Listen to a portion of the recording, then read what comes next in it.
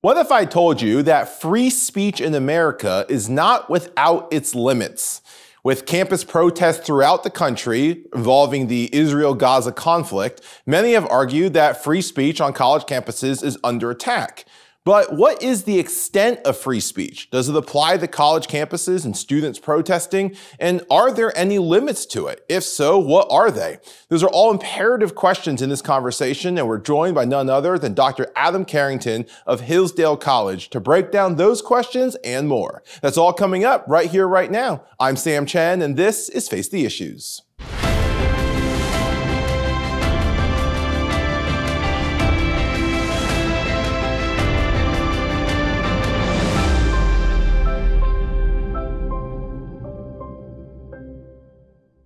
Good evening and welcome to Face the Issues. I'm Sam Chen. In the last month, we've seen throughout the country protests on college campuses. That is nothing new. If you've ever been to a college campus, you know that protests abound. But these are almost all focused on the current conflict between Israel and Gaza. There's a lot of conversation about what the rights of students are in these protests. Are there free speech rights on college campuses? Have colleges overreacted? And there's no one there to discuss those issues as they pertain to the First Amendment than our friend Dr. Adam Carrington from Hillsdale College. Adam, welcome back to Face the Issues. Thanks for having me on again. It's always a pleasure to have you. We're not discussing a Supreme Court case today, but something that certainly deals with the Constitution.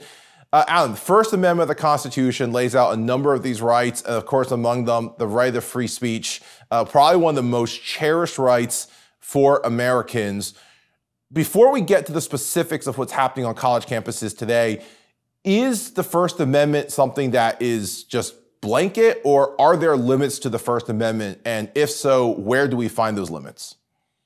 Right. It's certainly not absolute in the idea that you can define its extent for yourself, and that's true of really any of the rights. It is important to give it lots of deference that I'm sure we'll get into, because one of the essential ways that we express ourselves as a government of, by, and for the people is the ability to discuss, debate, and assert what we believe. That includes both spoken word, it includes communicative actions, so expression as it's called. But yes, there are limits.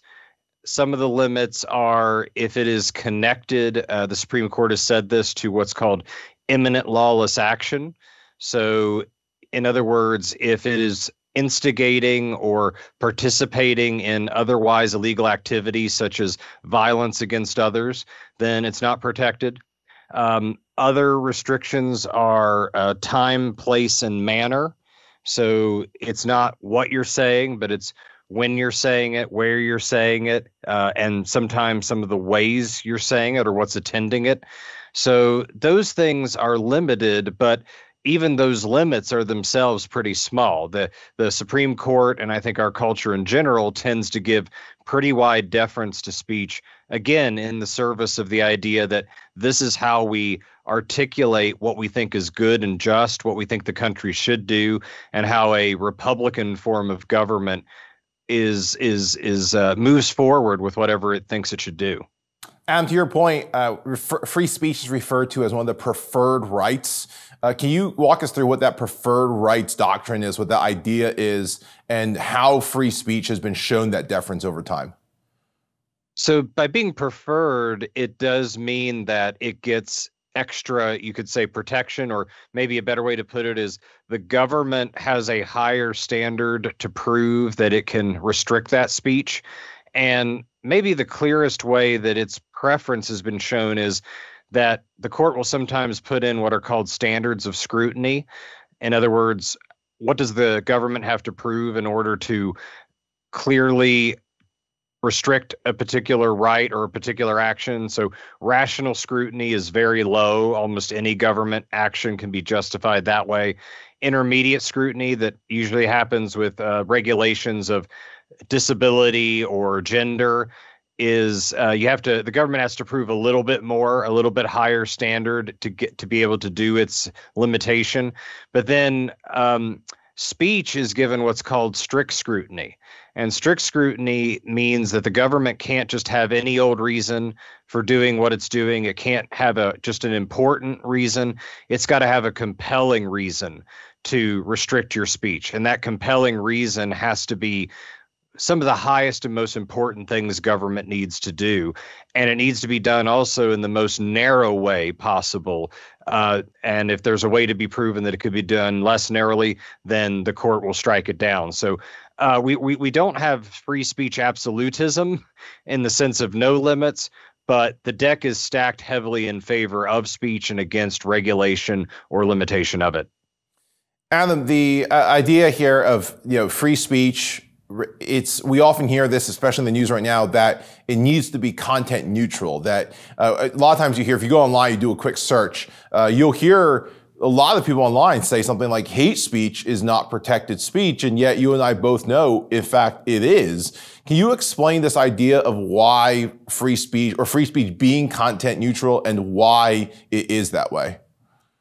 So content neutral says that the reason that you regulate speech can't be, at least to be able to do so constitutionally, it can't be because the government disagrees with the point of view or the opinion you're expressing. The content of the speech can't be the reason that there's a prohibition or even a limitation. And the idea there was to make sure that ultimately the expression of really any and all ideas at least is able to be aired out in the public, again, for the purposes of having a Republican government based on discourse. And so that what the government has to prove is most of the time is that what it is prohibiting or what it's regulating has something other to do other than the nature or the opinion being expressed. That's how it's content neutral. It's a regulation that isn't based on what's being said. It's other factors of what attends it or how it's being said or where it's being said or things like that. Toward that end, you said earlier that the idea of content neutral is like the government can't regulate content based upon or can't regulate speech or expression based upon the content. One of the questions that we see coming up amid the current campus protests is whether this applies to colleges, especially with just the plethora of types of colleges, especially private versus public schools. Obviously, public schools, the government has a much larger controlling interest in them than private schools, but private schools still receive, a lot of them still receive federal government funding. How do these rules play out in a private school versus in the public school? Is there a difference in how we see that play out? There is. So public schools are considered not just related to the government, they are the government for constitutional purposes. They are a public institution. Their administrators, their teachers are acting as state actors.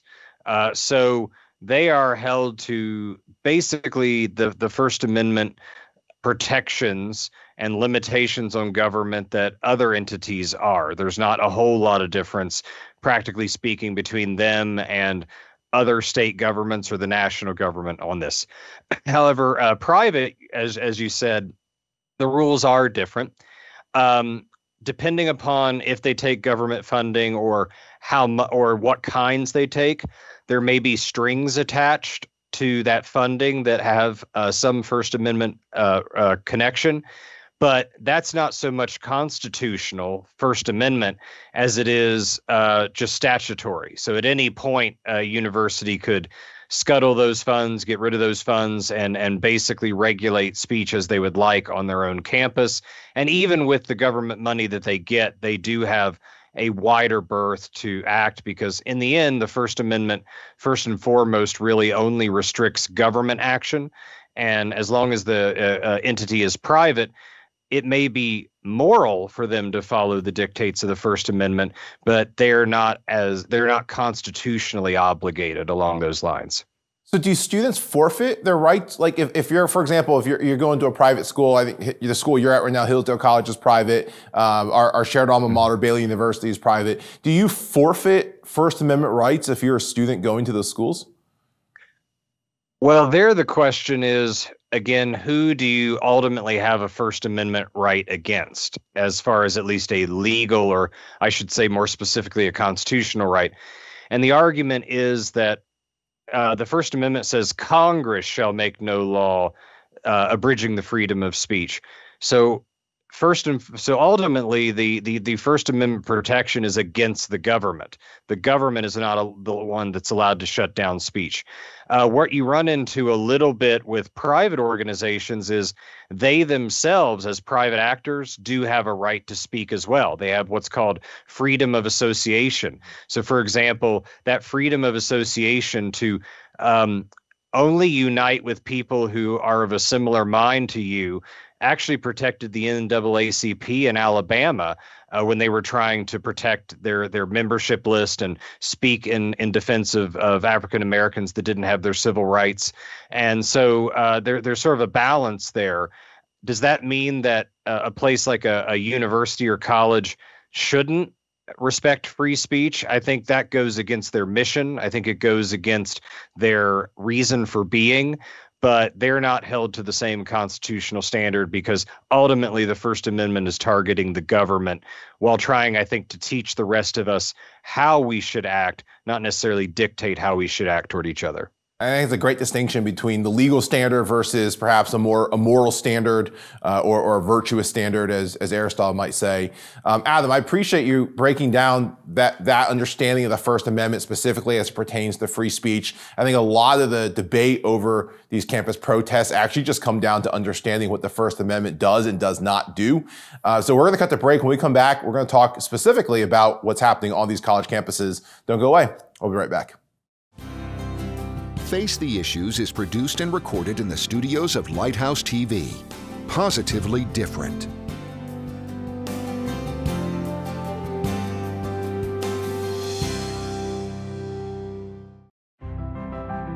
Watch Lighthouse TV wherever you go. Available on Roku, Amazon Fire TV, and Apple TV. You can view our in-house studio productions on demand, or watch what's on the station right now with our 24/7 live stream. Search Lighthouse TV online on your streaming device or go to our website for more information. Visit lighthousetv.org to stay connected. There you can find out what's currently on the air and coming up, how to watch in your area on cable, satellite, broadcast, or streaming devices. Watch past programs or our live stream. Follow us on social media and learn more about the station, our hosts, and our programming. Lighthouse TV, positively different.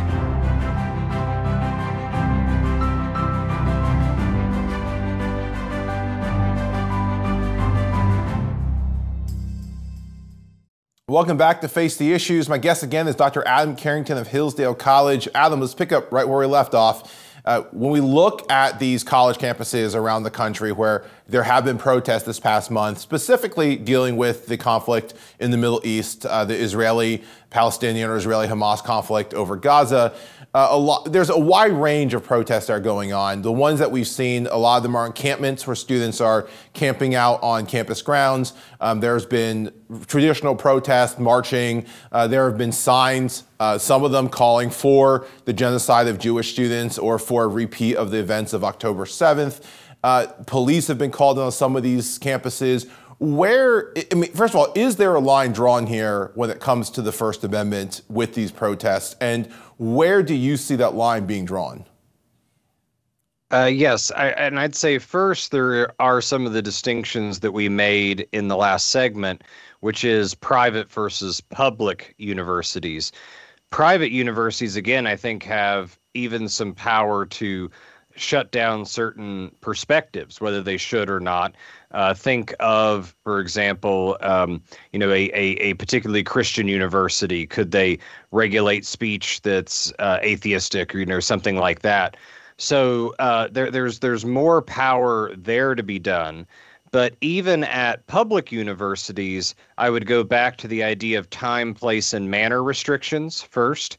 So there's a difference between students being punished or limited because of what they said versus saying that barricading themselves in a building, as has happened, I believe, at Columbia, or these encampments where the chanting and the activities are actually shutting down or inhibiting classes from being able to be conducted in a normal manner.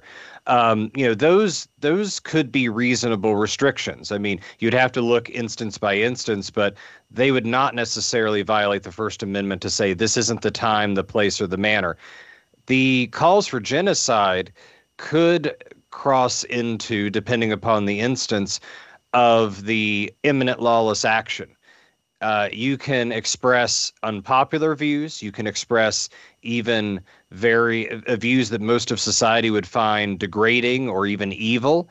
But if you cross the line into you are advocating directly and consciously and immediately to harm other people, and then that, I think, can be restricted as well based on how we've understood the First Amendment. Now, they're going to have to be careful with that, but I think the fact that there has been violence against especially Jewish students and that some of that has been tied up with some of the rhetoric, that is something that I think could be legally and should be legally looked into. And I think those are the kind of lines that when you're seeing restrictions that I think would hold up in court, it's that time, place, and manner, or is it connected to actual violence, speech that accompanies violence toward other human beings? Other question, back in the fall, a number of university presidents were in Congress. Now it's a famous testimony where they were asked about whether or not such speech that we have now seen on campuses would violate their specific university rules of conduct. And the kind of general response was that it would depend on the context. Speaking in terms of the First Amendment, I mean, you talked about the place, the time, the setting, things like that. Is there a specific context in which for example, these calls for genocide or these calls for repeats of October 7th, is there a context where that is within freedom of a student's First Amendment free speech rights? Or is a threat like that always something where the university or even a government would be able to step in and say that's not protected speech? Yeah, and I would say I think one reason these presidents got in trouble is that there has been a problem with them fairly and consistently applying the kind of principles that they were just announcing for this particular instance. I think it is possible to at least express opposition to the war in Israel, to believe that something unjust is being done there.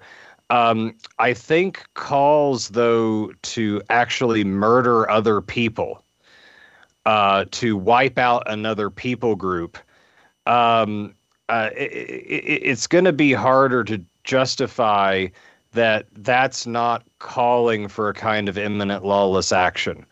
So I think that, again, I think it's true that maybe there could be a context. I mean, if someone's making a really bad joke, for example, maybe there might be a different instance.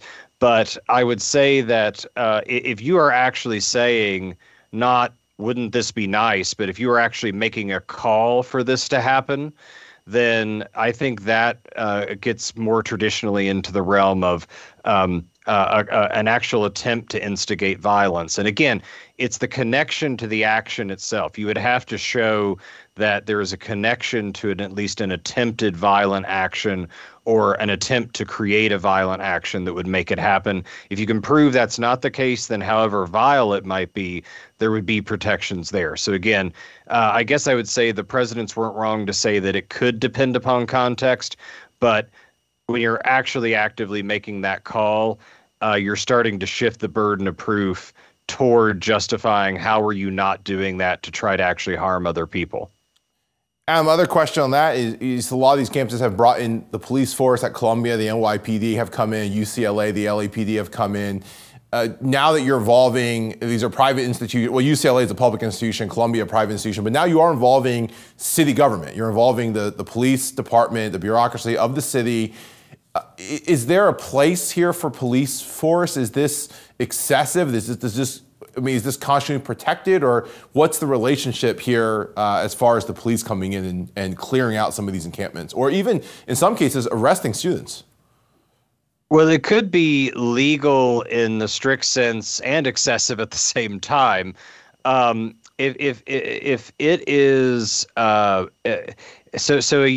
institution like a university has the right to, within the bounds of law, maintain its existence and to further its own goals, and for people to fundamentally disrupt its purposes or to be on campus to in a way that when they're not welcome, especially if it's a private school, then it's similar to if someone trespasses on your own property, or if someone is trying to occupy something that is yours that you have a legal right to, your car, or in addition to your home or something. So the police coming in could be just a manifestation of, especially with private property, saying I have a right to use my private property within the bounds of law as I choose. And if someone's on it and is causing a disruption, I would have a right to call the police to assist me.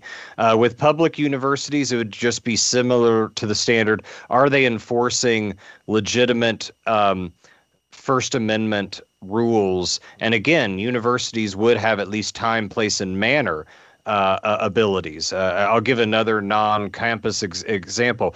There were people that wanted to protest the death penalty, but wanted to protest it in a prison, right? And the idea was you can protest the death penalty, you can't do it in a prison because it undermines even the government's ability to do its legitimate normal job of incarceration. That would be a similar question on these public universities. And what would you say is the right way for universities to handle this? We've heard a lot of criticism. I've dished my own criticism. But how should a college campus or institution of higher education handle protests like this in a way that still respects their students' free speech rights? Yep. And I think it begins with certainly an affirmation of their right to speak, but also making it a teachable moment on how does a university or college that is committed to furthering the mind and developing human beings and citizens for this country and the world, how do you actually engage in rational and passionate at the same time discourse? And therefore, carefully saying, we want you to be heard. We want you to be able to voice your opinion, but you will not do so in a way that disrupts the purpose of the college itself or the university. You will not do so in a way that inhibits the right or privilege of others to get an education. You will not do so in a way that threatens violence against others so that they're not safe to engage in their own discourse and discussion, and say this is going to be a teachable moment where hold us to account to not shut down your ability to speak, but we are going to hold you to account to say, as fellow human beings, as fellow members of this campus, as fellow parts of this country, you are going to do so in a way that is conducive to the best of self-government, not itself undermine the idea of self-government. I think that's fantastic advice. Actually, a letter from the president of the University of Chicago. Chicago has been very consistent in enforcing free speech. Part of that letter, he says, the general principle we will abide by is to provide the greatest leeway possible for free expression, even expression of viewpoints that some find deeply offensive. We will only intervene when that might have been an exercise of free expression, blocks the learning or expression of others, or that substantially disrupts the functioning or safety of the university. These are our principles. They are clear. And I think you just echoed that advice. I think that's fantastic advice for administrators to take. Adam, thank you so much for joining us and really for just breaking down what's a very divisive issue, but for doing it so clearly and with such just clarity and coherence. We really appreciate your time. Thank you, and thanks for having this conversation. I think we really need to model proper discourse, not just advocate for it, and I thank you for doing that here in this forum. Yeah, I couldn't agree more. Don't go away. We'll be right back. Watch Lighthouse TV wherever you go. Available on Roku, Amazon Fire TV, and Apple TV, you can view our in-house studio productions on demand or watch what's on the station right now with our 24/7 live stream. Search Lighthouse TV online on your streaming device or go to our website lighthousetv.org for more information. Lighthouse TV, positively different.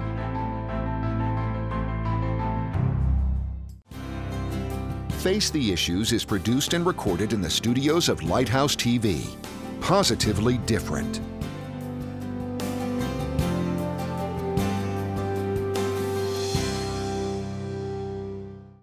Welcome back to Face the Issues. We spent the last 20 minutes discussing the First Amendment and the very important issue of free speech.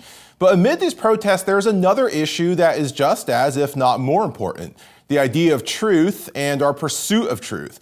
See, before, society pursued truth, and when we disagreed with each other, we had robust discussions and debates about those disagreements.